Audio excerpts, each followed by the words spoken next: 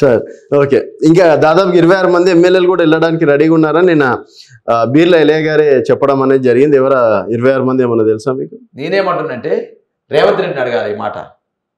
గతంలో BRS party సర్కారు కేసీఆర్ నాయకత్వంలో ఉన్నప్పుడు కాంగ్రెస్ పార్టీ ఎమ్మెల్యేలు బీఆర్ఎస్లోకి వస్తూ ఉంటే ఏం మాట్లాడినావు? మహేందర్ రెడ్డిని ఏం మాట్లాడినావు? రంజిత్ రెడ్డిని ఏం మాట్లాడినావు? సుధీర్ రెడ్డిని ఏం మాట్లాడినావు? ఒక్కొక్కరు ఒక తీరే మాట్లాడినావు కదా. మరి ఆ మాటలన్నీ వాపసా? ఆ మాటలన్నీ అబద్ధాలా? ఆ మాటలు మరి వాస్తవాలు కావా? లేకపోతే సంపద తెలుసుకుంటావా? నువ్వు తప్పు చేసిందని నువ్వెంట తెలుసుకుంటావు ఇయ్యారా? మీరు తప్పు చేసిన అన్నావు కదా, మీరు చేర్చుకొని తప్పు చేసినామని మాట్లాడినావు కదా. వాళ్ళేమన్నా ఆయన మొత్తం కూడా లంగాలు దొంగలు అన్నావు కదా. మీ దగ్గర రాయిన పుణితులు అయ్యారా నీ కాంగ్రెస్ పార్టీలో జరగాలి. కాబట్టి ఇలా రేవంత్ రెడ్డికి కుర్చీ భయం పట్టుకుంది, పీఠం భయం పట్టుకుంది, ముఖ్యమంత్రి ఎక్కడ నన్ను తొలగిస్తారని భయం పట్టుకుంది. కాబట్టి ఇలా బీఆర్ఎస్ పార్టీలో ఉన్న ఎమ్మెల్యేలు ప్రలోభ పెడతా ఉన్నాడు. మల్కాజ్గిరి సీటు సిట్టింగ్ సీటు గెలిచే పరిస్థితి లేదు, ఓడిపోయే పరిస్థితి ఉన్నది. మీరన్నా గెలుస్తున్నారా? 100% మీరు గెలుపు కోసమే కదా అభ్యర్థిని పెట్టింది. ఎవరికి గెలుపు కోసమే కదా ప్రయత్నము.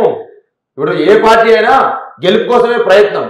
ఈయన ముఖ్యమంత్రిగా ఉండి ఇండైరెక్ట్ గా ఈటెల రాజేందర్ కి సపోర్ట్ చేస్తున్నట్టు టాక్. అందుకే లక్ష్మారెడ్డి గారికి పెట్టిండ్రు అని చెప్పేసి అనుకుంటారు.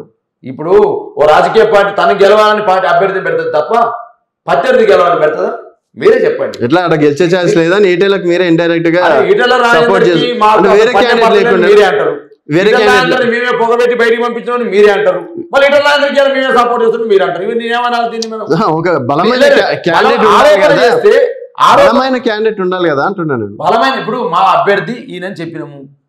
ఉప్పల్లో గతంలో టికెట్ అడిగారు వారికి అకామిడేట్ చేయలేకపోయినాము. ఈరోజు మల్కాజ్గిరి ఎంపీ విషయంలో అకామిడేట్ చేసినాము. దాంట్లో తప్పేంది? కాబట్టి 100కు 100% రేవంత్ రెడ్డికి ఇవాళ అభద్రతా భావం అనేటువంటి రోగం వచ్చింది. అభద్రతా భావం అనే రోగంతో ఇవాళ పెద్ద ఎత్తున ఫిరాయింపుల్ని ప్రోత్సహిస్తా ఉన్నాడు. ఆ ఫిరాయింపుల్లో భాగంగానే ప్రలోభాలు పెడతా ఉన్నాడు, పైసలు ఇస్తామంటా ఉన్నాడు. మరి ఇలా గతంలో అన్నావు కదా ఎన్ని సుట్ కేసులు తీసుకున్నావు కదా, మరి ఇలా నువ్వెన్ని సుట్ కేసులు ఇస్తున్నావు మా వాళ్ళకి? ఎన్ని ప్రలోభాలు పెడుతున్నావు? గతంలో అన్నావు ప్రలోభాలు పెడుతున్నాని ఎన్ని ప్రలోభాలు పెడతా ఉన్నావు? మరి ఎవరు చేర్చుకోవాలని పత్తిత లెక్క మాట్లాడినావు కదా, నువ్వు ఎందుకు ఇలా ఇట్లా చేసుకుంటా ఉన్నావు? ఇవన్నీ నీ జీవితాలు అడుగుతా ఉన్నావు, సమాజం అడుగుతా ఉంది. చెప్పాలి, సమాజం చెప్పాలి రేవంత్ రెడ్డి.